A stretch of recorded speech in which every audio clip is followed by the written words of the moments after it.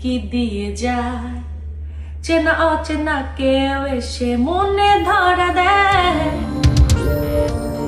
অবশ্যই এবারে জন্মদিনটা আমার জন্য অনেক বেশি স্পেশাল, কেননা এতদিন আসলে জীবনটা একভাবে অতিবাহিত হয়েছে, বাট এখন আমার কোল জুড়ে আমার মাম্মাম এসেছে, আমার সুহা মাম্মাম। ওর সাথে আমার খুব সুন্দর সময় কাটছে, অনেক সুন্দর একটা মাতৃত্বের সময় আমি পার করছি, যেটা আসলে গড গিফটেড। সন্তান আসার পর আমার পৃথিবীটা বদলে গেছে। আমি আমার মেয়ের বিভিন্ন অ্যাক্টিভিটিস দেখি, অনেক হাসি ঠাট্টা মজা করি, অনেক খুনসুটির মধ্যে দিয়ে আমাদের খুব সুন্দর একটা সময় পার হয়ে যায়, যে কারণে আমার পৃথিবীটা এখন শুধুমাত্র আমার মেয়েকে নিয়েই। আমি চাই অবশ্যই ও ওর মায়ের নিজের লেখা ও সুরের গান শুনুক, যে গানটি দিয়ে আজকের এই অনুষ্ঠানটি আমি শুরু করেছি, আজকের ইন্টারভিউটি আমি শুরু করেছি। আমি চাই যে আমার মেয়ে এই গানটি শুনুক। ভালোবাসা কখন হৃদয়ে কি দিয়ে যায়, চেনা অচেনা কেউ এসে মনে ধরে দেয়। একজন ফিমেল আর্টিস্ট হিসেবে স্টেজে দাঁড় হতাম এবং মাইক্রোফোন নিতাম, গান করতাম, কিন্তু ভালোবেসে মন যে তাই হারিয়ে যায়।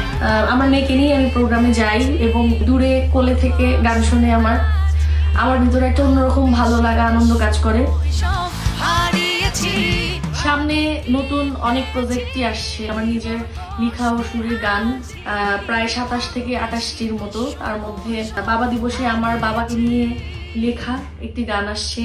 গানটি সম্পর্কে একটু ছোট করে বলতে চাই, তারেক আনন্দের কথায় এবং কিশোর দাসের সুরে গানটি। সো এই গানটি আপনাদের ভালো লাগবে।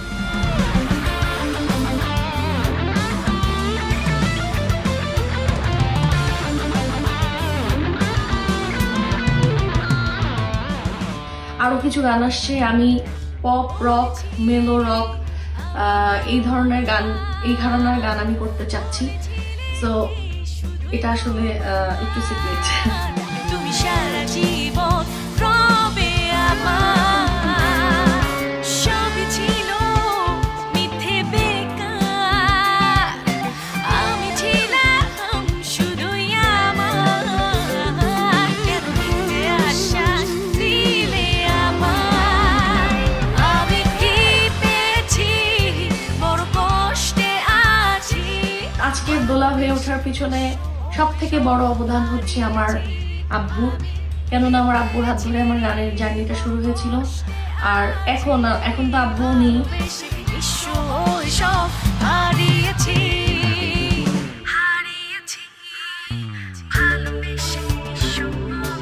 সংসার, সন্তান এবং ক্যারিয়ার একসাথে, এই তিনটা বিষয়কে সামলাতে আসলে অনেক কিছুই প্রয়োজন। তো আমি যেভাবে নিজেকে সামলাই, যেভাবে মেনটেন করি, আমি আসলে বাইরে অসাধারণ দোলা, বাট আমি ঘরে যখন ঢুকি তখন একদমই সাধারণ দোলা। আর আমার গানের বাইরে আমার যে সুন্দর একটা আমার পার্সোনাল যে লাইফটা আছে, সেটা আমি একটু হাইড রাখতেই পছন্দ করি। যেটুকু আমি দেখাতে চাই সেটুকুই আমি অডিয়েন্সকে দেখাই, কিন্তু সব কিছুই আমি দেখাই না। আমি আমার ঘরকে একটু ঢেকে রাখতেই পছন্দ করি। আর ক্যারিয়ার তো সবাই দেখবে, ক্যারিয়ার তো সবাই জানবে দেখবে, কিন্তু ঘর তো ঘরের জায়গায়।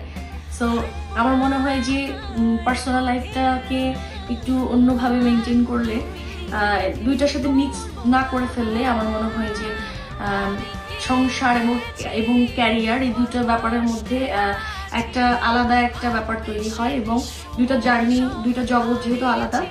সো অবশ্যই, এবং কমিটমেন্ট, এবং অবশ্যই অনেস্টি এবং আত্মবিশ্বাসী হতে হবে।